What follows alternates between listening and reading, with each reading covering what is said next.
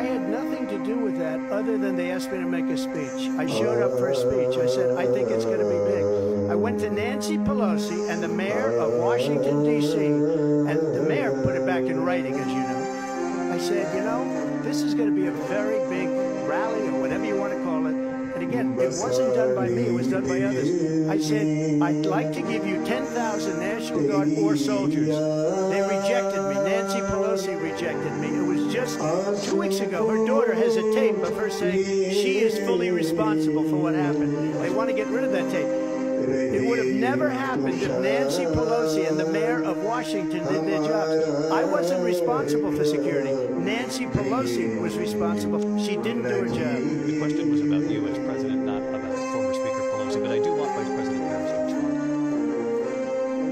I was at the Capitol on January 6th. I was the vice president-elect. I was also an acting senator. I was there. And on that day, the President of the United States incited a violent mob to attack our nation's capital, to desecrate our nation's capital. On that day, 140 law enforcement officers were injured, and some died. And understand, the former president has been indicted and impeached for exactly that reason. But this is not an isolated situation. Let's remember Charlottesville, where there was a mob of people carrying tiki torches, spewing anti-Semitic hate. And what did the president then at the time say? There were fine people on each side. Let's remember that when it came to the Proud Boys, the militia, the president said, the former president said, stand back and stand by.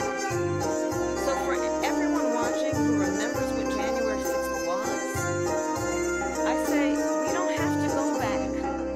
Let's not go back. We're not going back.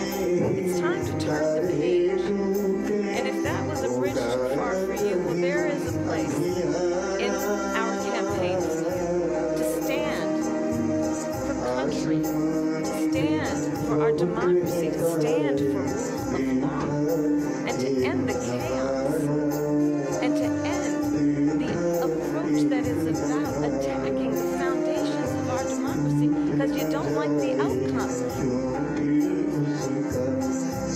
What they have done to our country by allowing these millions and millions of people to come into our country, and look at what's happening to the towns all over the United States. A lot of towns don't want to talk. It's not going to be Aurora or Springfield. A lot of towns don't want to talk about it because they're so embarrassed by it. In Springfield, they're eating the dogs, the people that came in. They're eating the cats. They're eating the pets of the people that live there. And this is what's happening in our country, and it's a shame. As far as rallies are concerned, as far as the reason they go is they like what I say. They want to bring our country back. They want to make America great again. It's a very simple phrase, make America great again. She's destroying this country, and if she becomes president, this country doesn't have a chance of success. Not only success, we'll end up being Venezuela on steroids. I just want to clarify here. You bring up Springfield, Ohio, and ABC News did reach out to the city manager there. He told us there have been no credible reports of specific claims of pets being harmed, injured, or abused by individuals within the immigrant community. Well, I've seen people on television. Let me just say here, this is the people on television say my dog was taken and used for food. So maybe he said that, and maybe that's a good thing to say for a city manager. I'm not taking this from television. But the people on television saying their dog was eaten by the people that went there. Again, the Springfield city manager says there's no evidence of that. Vice President Harris, I'll let you respond to the rest of what you've heard. You talk about extreme.